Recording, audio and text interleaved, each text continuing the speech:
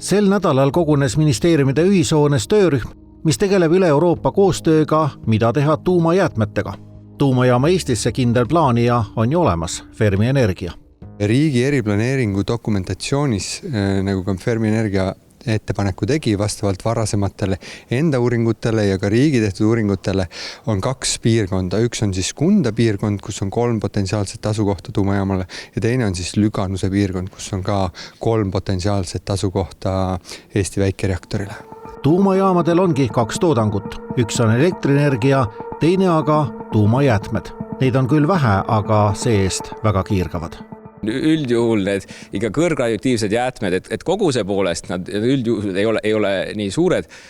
See põhiküsimus on ikkagi, seal on vaja spetsiifilist geoloogilist lahendust, seal on vaja spetsiifilist tehnilist lahendust, et see oleks ikkagi turvaline, et sadu ja isegi 1000 aastaid. Oleme teinud esmaseid analüüse, Eesti geoloogia on selles mõttes väga hea.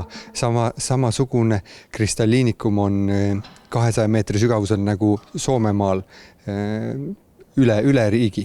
Ehk siis Eestis leidub geoloogilised tingimused, et seda maa alla paigutada. Aga edasise valiku tuleb teha siis järgmiste planeeringute käigus. Soomes on tuumajaamad olemas ja seega ka tuumajäätmete ladestuskoht. Kas sinna ei annaks Eesti jäätmeid panna? Soome seaduse järgi vist ei tohi tuumajäätmeid ei eksportida riigist ega importida.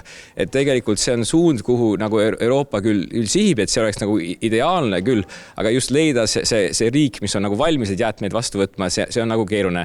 Juured projektis on ka isegi eraldi tööpakett, tööprogramm, mis on just seotud väikeriikide tuumajäätmete probleemide lahendamiseks ja et tähendab, et sellised arutelud on küll käimas.